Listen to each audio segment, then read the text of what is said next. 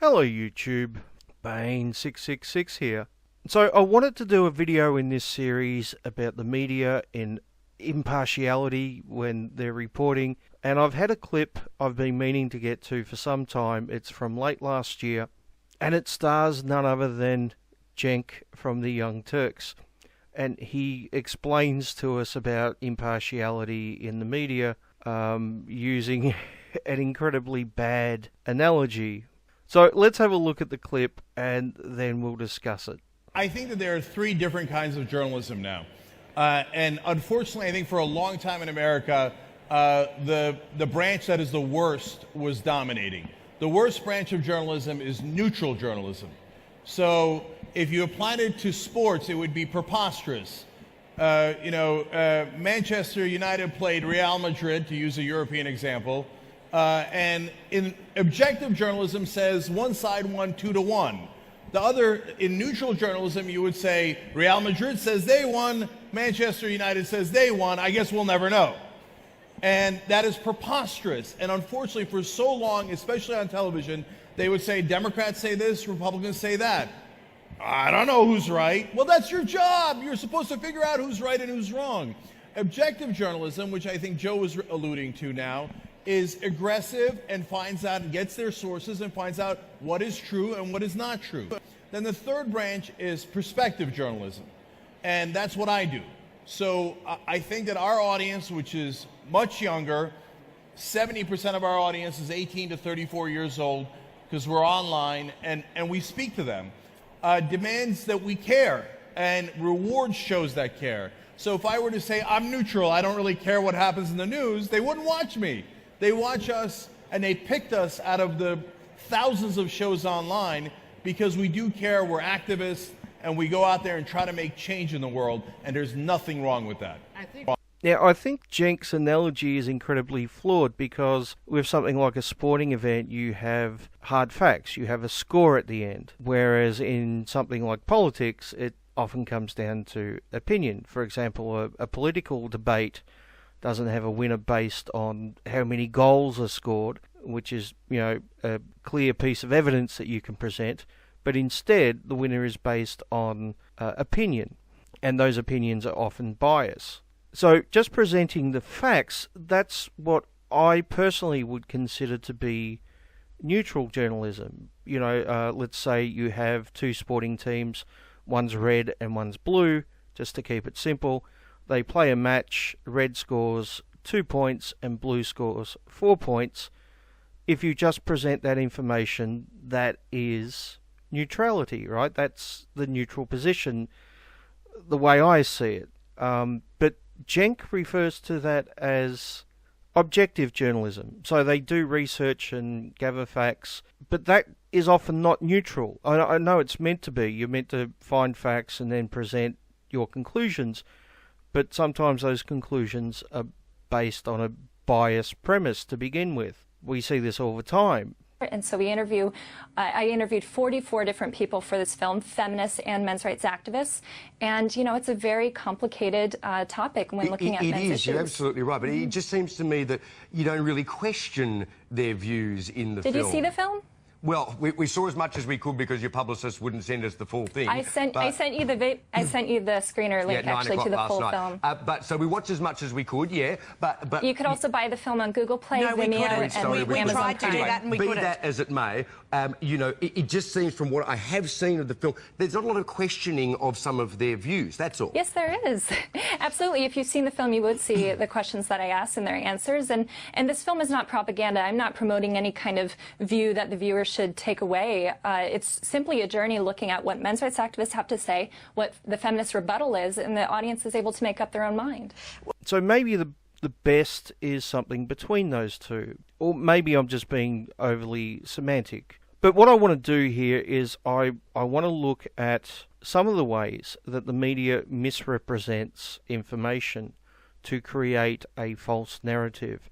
And I'm going to be using the metaphor, the analogy of red team and blue team in a sporting event, with red team scoring 2 points and blue team scoring 4. So the best way to report this is simply the facts, right? Straightforward.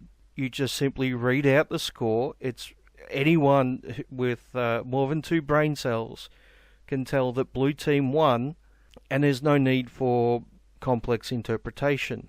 People can easily make up their own minds and come to their own conclusions based on the facts. But that's not always the way things are presented. Now, one technique to basically deceive your audience, which is often used by the media, is only presenting part of the information. So the commentator or the news article might say something like, "Red team was amazing on the field. They played an incredibly competitive game, scoring 2 goals. And by the end of the match, blue team was tired and worn out, and they looked defeated. They were so tired and worn out." Now, all of that information may actually be 100% factual, but because a certain piece of information has been excluded, has purposely been left out, it creates the false narrative that red team actually won, right? Because we have their score, and we know that they played competitively and they were fierce on the field, and, well, by the end of it, blue team was totally exhausted. But we didn't hear that blue team actually scored more points, and which is the reason why they were so exhausted at the end. So this is the type of thing we often see with feminists. You'll get certain statistics which only affect women, and they exclude the similar statistics which are affecting men. So you'll get something like X number of women are affected by blah blah blah, therefore patriarchy, women are second-class citizens, female lives aren't valued, etc., etc. But it's hard to come to that conclusion if you haven't got a male equivalent to compare it to. If you're only getting half the information, you don't have the full picture. So let me give you some examples, right? In Canada, there's a lot of stories about Indigenous women going missing. Now, this is obviously of major concern, right? They're probably being murdered or something, and it's a serious issue, and it should be covered. But it's framed in such a way as this is happening because they're women, and it's a feminist issue, and this wouldn't happen to men, etc., etc. But the problem with that conclusion is it doesn't take into account all the facts. If you look at all the facts, there are actually more Indigenous men going missing. But by leaving that out, they create a false narrative. Another example is Boko Haram. A few years ago now, they kidnapped the girls, and the West went crazy, saying, "Bring back our girls, this is terrible. This is happening because they're girls. Girls are less valued. It's the patriarchy. This is why we need feminism," etc., etc. But what the media didn't tell you is just a few months earlier, the exact same group were killing boys with machetes and setting them on fire when they were still alive, burning them to death, which is far worse than just kidnapping. Now, that's not saying that the kidnapping is in any way good. Of course it's not. They're both terrible. But when you only present one and exclude the other, you create a false narrative. Like I said earlier, it's like giving the score of one sporting team and excluding the other, creating the narrative that the other team didn't score any points, and therefore the losing team won. And we see this all the time in the feminist media. I've covered it numerous times, and whenever you see a statistic which says X number of women, blah blah blah, and you don't have an equivalent number of males, you should always be suspicious. You should always ask what the male equivalent is, because chances are it's been worded that way, deliberately to create a false narrative. Another example, we hear that women are the victims of violence, and violence affects women, and we hear this all the time in the media. But men are actually more likely to be victims of violence. So how can you conclude that society hates women and that women are oppressed because women are victims of violence when males are more likely to be victims? Now, of course, when we bring this up, we get the standard response, but that's usually males doing it to other males. Well, so what if it is? Those males are still victims. And it also shows that males are more likely to be violent towards each other or themselves, if you look at the male suicide rate, than they are to females. So how are females oppressed again? So you always have to make sure that you have the full picture. Now, another way the media deceives its audience is the straight-out lie. So going back to our sporting analogy again, where red team scored 2 points and blue team scored 4, they might say something like, red team scored 20 points. It was an amazing victory. They absolutely thrashed blue team, destroyed them, who barely managed to score 4 points. It was pathetic. This is just a straight-out lie. And once again, we see this all the time in the media. In particular, if you're a men's rights activist. Just look at all the articles claiming that Elliot Rodger was a prominent member of the men's rights movement. Now, the thing with these lies is they often take on a life of their own. There's no evidence to back them up. There's nothing to prove them, but they're told so many times that they become fact in the minds of people, which means that they're spread even more. The internet is amazing at spreading information. Unfortunately, it's even better at spreading false information. Now, one of the signs to look out for if you're reading an article that you might be being lied to is they will say a quote, or they will say MRAs or whatever group believe XYZ, and then they've got no citations or no examples. Often they will have citations for other things. So I've seen articles which discuss the wage gap, for example, and they'll have a citation to another feminist article which supposedly proves the wage gap. But when it comes to quotes and claims about men's rights activists, mysteriously there's no citation to back it up. And that's because this isn't fact, it isn't information, it's opinion. And chances are, if someone is just giving you your opinion and they're not telling you that it's their opinion, they're fucking lying to you. But, sometimes they do use citations, but they can still lie to you even if they use citations. They just use bias, misleading citations. Which is why it's important that you read the fucking citations and just don't take the word of a journalist. And that's one of my gripes with the Young Turks. I've pulled them up on this numerous times in the past, where their level of research is just reading an article on the internet which supports their preconceived opinion and then concluding that it must be true without so much as clicking on the fucking citations in the article. Now, the Young Turks are a reasonably big organisation. I'm sure they have people there who work in research, right? I'm sure if they don't, they should hire someone to fucking click on links and read the citations to see if the articles that they're going by actually support what they're saying. They do this with articles they disagree with. John Herman from the New York Times wrote an article that I think was terrible, shoddy journalism. And the reason for that, and the reason why it got printed and the editor signed off on it, and the New York Times was happy to run it, is because the mainstream media has internalized the right-wing propaganda that it is liberal media.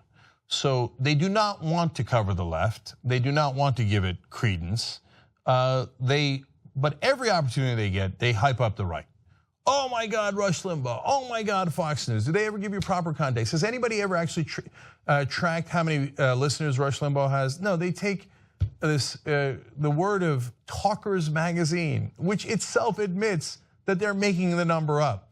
The mainstream press gives Rush Limbaugh so much more credit and power than he deserves. No one has ever bothered to verify his numbers. If there is a right-wing article saying that Trump's great or something, then they click on the citations and check it, right? But if it's a left-wing article supporting their preconceived opinions, they just don't bother, which is incredibly lazy or dishonest. I'll let you make up your own mind which one it is.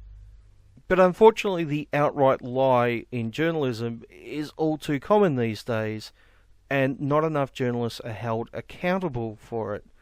And that's largely the fault of the audience. And the sad fact is, and I fucking hate saying this, but there are a fucking lot of people out there who like being lied to. If that lie supports their bias or gives them an excuse to hate another group of people, that seems to be more important than being factual. Now, the third thing I wanted to discuss was a character assassination. So this is a circumstance where the journalist can't lie about the facts or can't give you only half the facts.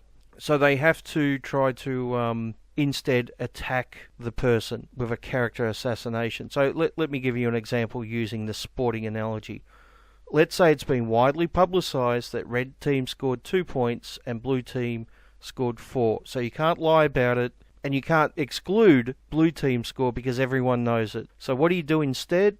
Well, that's simple. You say blue team cheated. They didn't deserve the victory because they cheated. They paid the umpires, or they used dirty tactics, or the players are using performance-enhancing drugs. Or you get more personal and say, well, some of the players have been accused of rape. There's allegations that maybe sometime they touched a woman on a knee or something, so they're all rapists. And it doesn't matter if they scored more points because they don't deserve to score more points. Once again, this is something we see time and time again in the media. When a journalist can't refute someone's argument, they tend to go for personal attacks. MRAs are white supremacists, or MRAs are part of the alt-right, or neo-Nazis, or they want women back in the kitchen and want to go back to the 1950s, or they just can't get laid. So let's cut through that naivete then and tell me about what the film is and what people it portrays. What do they stand for? They stand for the right of men to have mostly sexual rights. It's the right of men to engage in any sexual activity that they want, and have entitlement to women's bodies.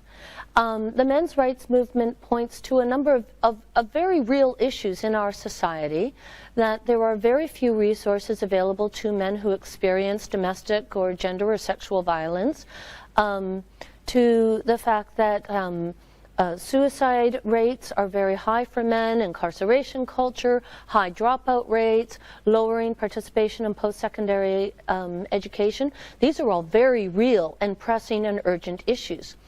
But they go from there immediately to it's women's fault, because they are denying men their natural rights as men. Meaning, if only we could just have sex with whoever and whatever we want, whenever we want, then maybe we wouldn't have to rape you. Well, I guess that is exactly why it's controversial. Exactly why it's controversial. Or they're unsuccessful and living in their mother's basements. Or they're disillusioned young men who have been led astray by a cult. Or they're middle-aged men who are angry because they've lost their blue-collar jobs. It doesn't matter if these character attacks aren't true or even contradict themselves. The point is to distract from the argument that your opponent's making. You poison the well. You demonize your opponent to such a degree that it doesn't matter what they say. It doesn't matter if it's factual. The only thing that's important is how bad they are. Meaning, if only we could just have sex with whoever and whatever we want, whenever we want, then maybe we wouldn't have to rape you. So earlier in this video, I showed you a clip of Cassie Jaye from the Red Pill talking to an Aussie morning show. And I think Cassie Jaye really summed up the first two types of journalism that Cenk was talking about. First of all, she investigated, she found facts and evidence, and she looked at everything from every conceivable angle that she could, while at the same time presenting both sides of the argument, which I think is very important. Now, this is very different than the third type of journalism that Cenk was talking about, which is where you basically start out with an ideological point of view and you shape the facts to fit that point of view. You either exclude facts, or you lie about facts, or you attack your opponent's reputation, so you distract from the facts. But the goal isn't to find the truth. What the goal is to spread your ideology. This is what Andrew O'Keefe, in that clip with Cassie Jaye, was basically doing. He hadn't watched the movie, but he felt confident enough to comment on it and to tell the person who actually made the movie what it was about. Because, he would know better than her, right? Having not actually watched the movie.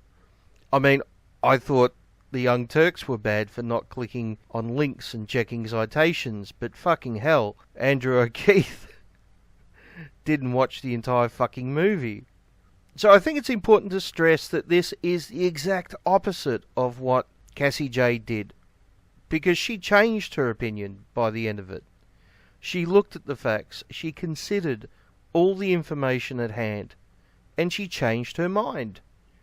Because she wasn't dominated by an ideological point of view which had to have a certain outcome.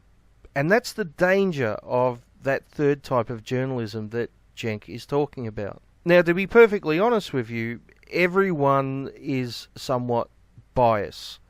We all look at the world from a certain point of view. I'm an atheist, for example. I'm also a men's rights activist, as you all should know. So I tend to see the world from that perspective.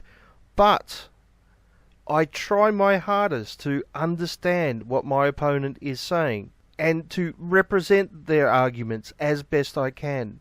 In fact, I take it a step further and I try to understand what their rebuttal to me is going to be. And I try to address that as well in my initial argument. I try to give them the best case scenario that I can. I've often criticised the 2 to 8% of rape cases a false figure which is constantly thrown around by feminists. In a previous video, I talked about false rape allegations.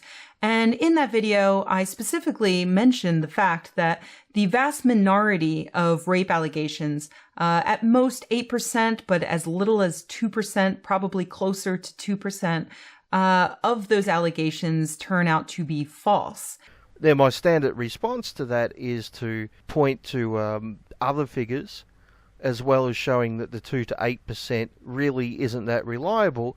But then, after doing that, you'll hear me say something like, but let's, for the sake of argument, say that the 2 to 8% figure is true. What does that mean? Well, if the 8% is correct, that means that roughly 1 in 12 cases are false. That's hardly rare. And if it's the 2% figure, then that's 1 in 50. Still not extremely rare.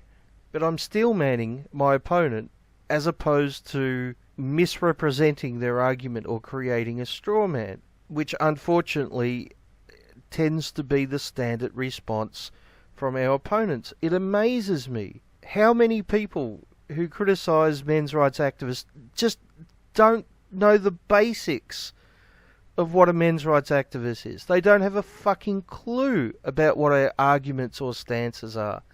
And when they try to reply to us, they misrepresent them constantly. It's painful to watch sometimes. And that's because they're not trying to understand what we're saying. They're not trying to comprehend what we're about. They're starting from an ideological position, and then they're working and doing everything in their power possible to make that ideological position as real as possible. I mean, just look at the Jordan Peterson-Kathy Newman debate. How many times did she say, so what you're saying is... I mean, that sounds pretty bad. You're saying there's a crisis of masculinity? I mean, what do you do about it? Tumblr is primarily female. But you're just saying that's the way it is? Well, I'm not saying anything. It's just an observation that that's the way it is. So you're saying women have some sort of duty to sort of help fix the crisis of masculinity? You can't dominate a competent partner. So if you want domination... want to dominate, is that what you're saying? No, But what gives you the right to say that? I mean, maybe that's how women want their relationships, those women. I mean, you're making these vast generalizations.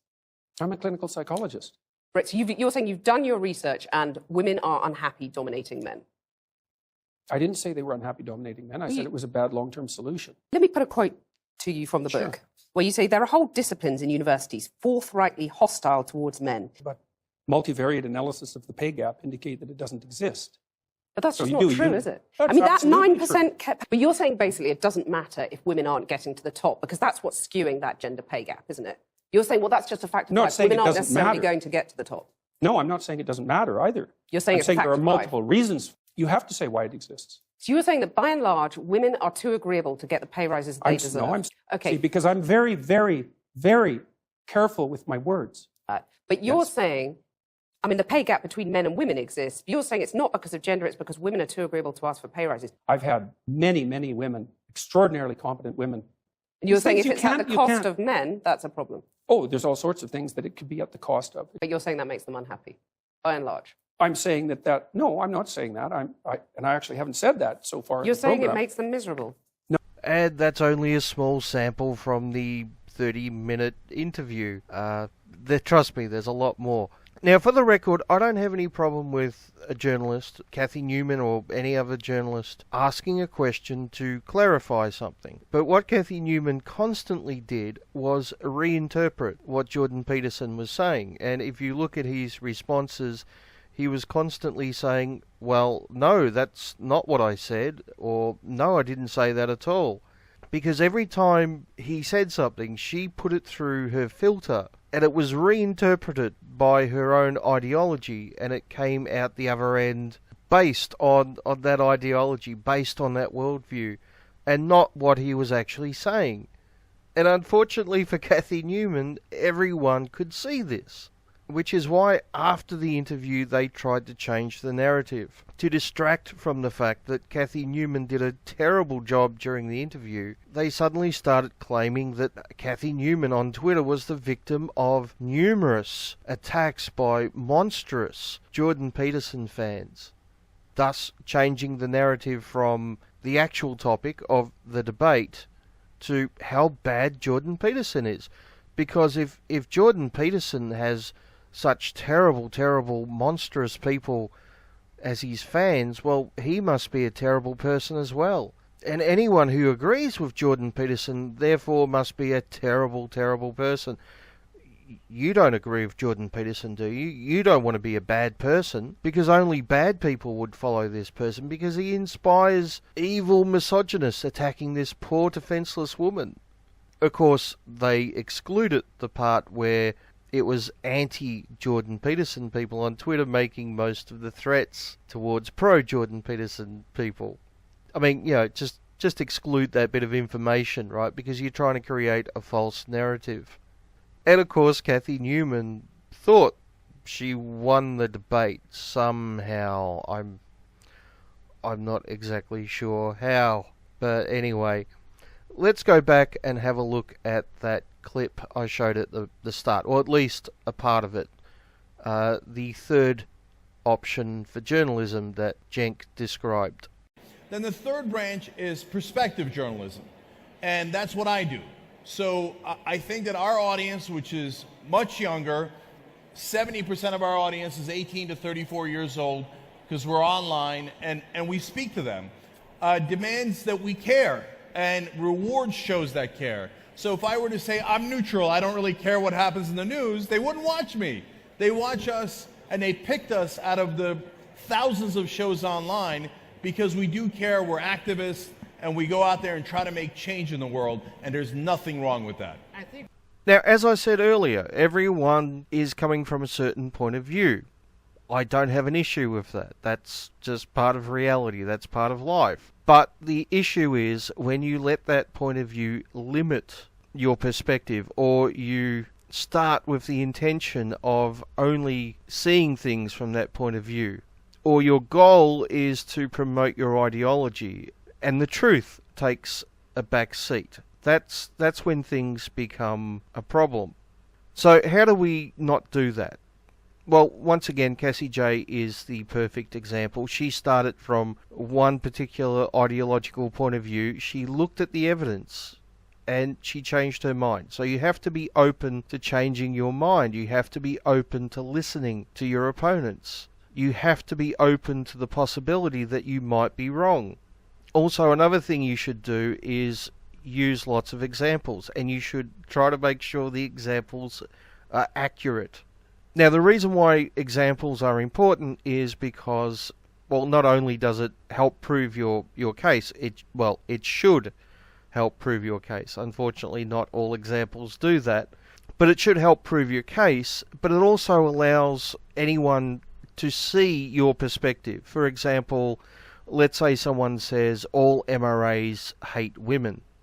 Okay, why do you think all MRAs hate women? Now, I ask this question quite a lot, and it usually just gets me abuse or blocked. But if they were to give examples, it allows me to understand why they think this particular thing. Have they just been reading feminist propaganda which has put the idea in their head? Or have they mistakenly thought that websites like Return of Kings is a men's rights site? Or do they just consider anyone who advocates for the rights of men to be a misogynist because only women have issues? And anyone who's saying that men have issues too is obviously pro-patriarchy.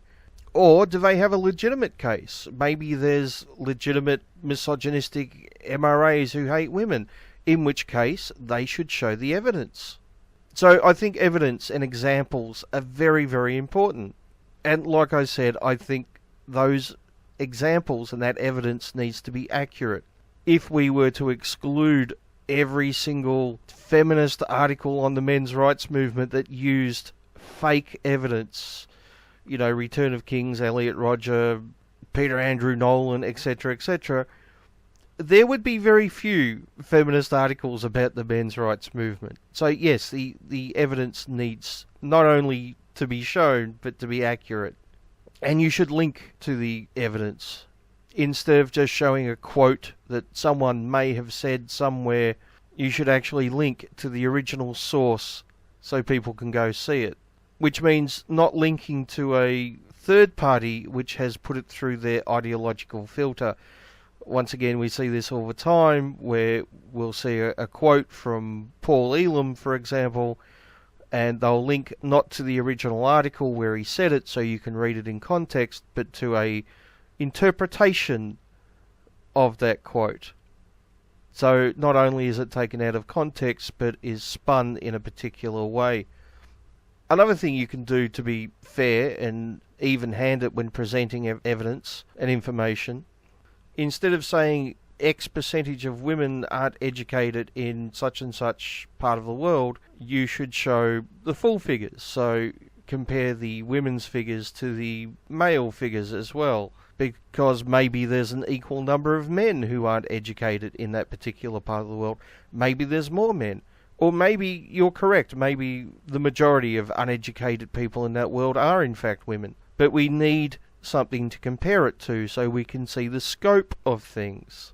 This is just being open and transparent. And if you're going to cite an article, you should have read it, and you should check the citations to see if the citations are actually saying what the person is claiming that they're saying. I've seen articles before which link to studies, and they claim that the studies have said something about men's rights activists doing a certain thing, but when you read the fucking study, it has nothing to do with men's rights activism, and it doesn't mention them at all. This is just fucking bullshit. So the journalist is either straight out lied, or they're projected their interpretation, their stereotype of men's rights activism onto the citation, even though it doesn't fucking say that. And one thing you'll often hear me say in my videos is, I looked to try to find XYZ, I couldn't find it, but if anyone out there does, can you please link below, right? A recent example is my reply to Thomas Smith, where his solution to all men's issues seemed to be voting for the Democratic Party, and I made the point that, to my knowledge, there are no Democrats who are fighting against the gender sentencing gap. And I said in that video, if anyone knows of any Democrats out there who actually are fighting against the gender sentencing gap, by all means, please let me know. And that's because I didn't start from the perspective that I hate Democrats and want to crush the Democratic Party and blah, blah, blah. No, it's because I started from the perspective that I want to fix the gender sentencing gap. And the solution that Thomas Smith is suggesting doesn't seem to be a practical one. But I'm willing to change my mind. If someone provides new evidence, I'm willing to update my position and change it. So there's a whole range of things that you can do to be more honest and more fair and transparent, and not to fall into the trap of ideology. And unfortunately, the Young Turks fail at these more often than they succeed. Now, to be fair, sometimes they do act in a fair way. Sometimes they do present both cases. Sometimes they do make legitimately good arguments. But more often than not, they fall into the ideological trap. And that's something you have to always be aware of and always look out for. And I should point out that it's not just the left wing which does this. It's not just the progressives or the social justice warriors or feminists. The right wing are bad as well. The reason why I'm focusing on the left in this video is because from an MRA perspective, they're the ones which are shitting on us the most. They're the ones which use all these fucking dishonest tactics against us. But I'm sure there are people out there who can give numerous examples of the right wing doing exactly the same thing to other groups. And I'm not denying that for a second. But as an MRA who is constantly lied about by the social justice media, that is my concern.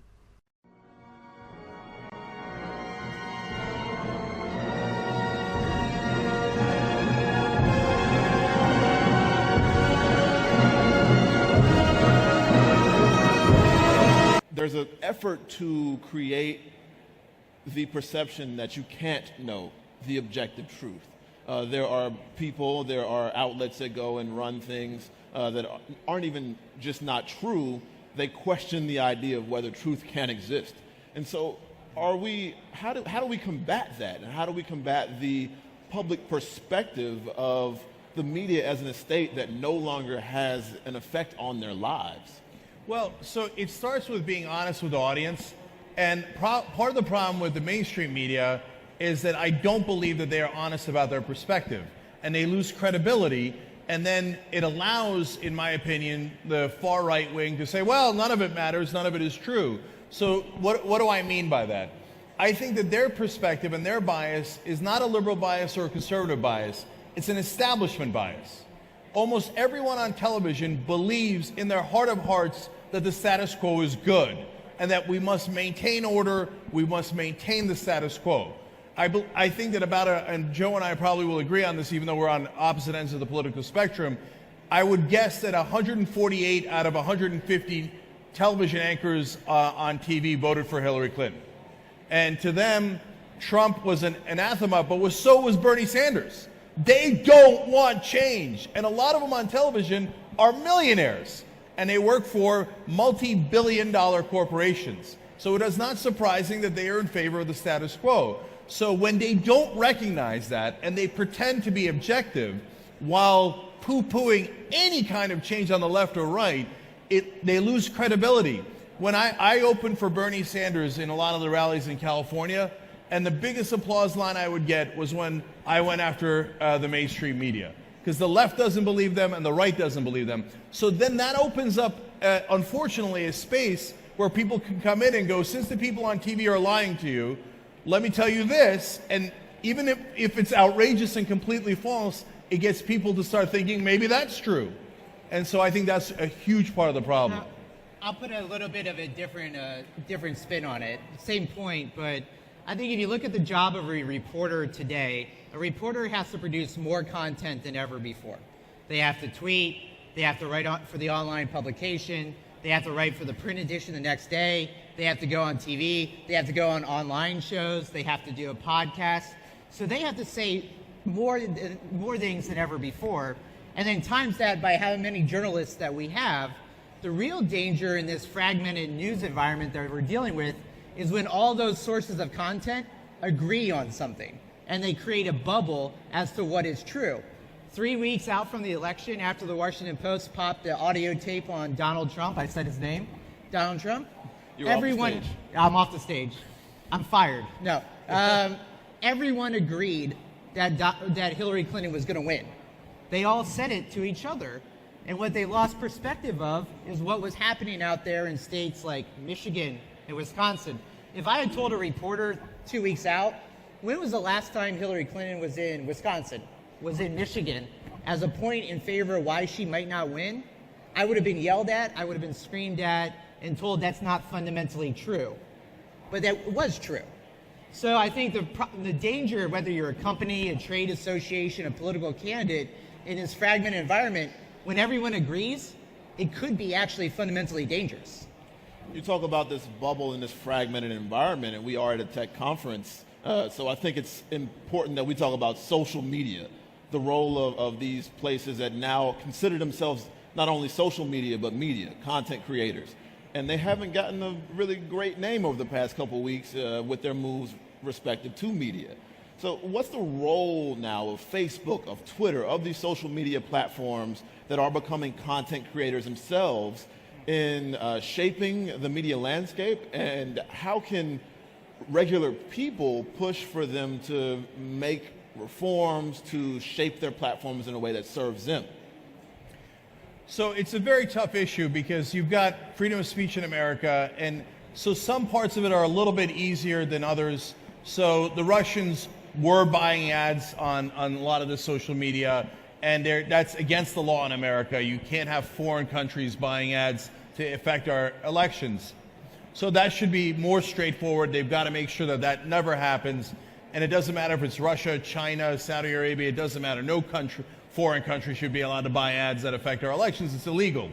Once you get beyond that, it gets very difficult because, look, there's a great splintering that's happening now. And so I love that television no longer has a monopoly on the news. And I think that's a great thing. And it allows for all these different voices to come forward. And I think that they will eventually coalesce too. And when you get to the coalescing, what you're going to need more than anything else is credibility and the trust of your audience. Because you could do fake news for an election cycle. You might be able to do it for a week. You might be able to do it for a month. But if you keep lying, it's not going to work. And so credible actors on the left, right, and even in the middle are going to win the day as media goes forward on social media. But we can't put the genie back in a bottle. And I sense this great rage from people on television, like, if we could only control social media. And right now they will push a lot of their congressmen, which they have a symbiotic relationship, TV does, with politicians, because a lot of the politicians take their money that they get from their donors and put it into TV ads. So TV wants the status quo, politicians want the status quo, and they are probably going to unite and fight against social media because social media is destroying the status quo. So I would caution all of you, if you're in the tech world, don't buy into the hype. It's important to fight against actual fake news and foreign interference, but at the same time, don't let them kill the thing that is bringing us democratization of media, which is social media platforms.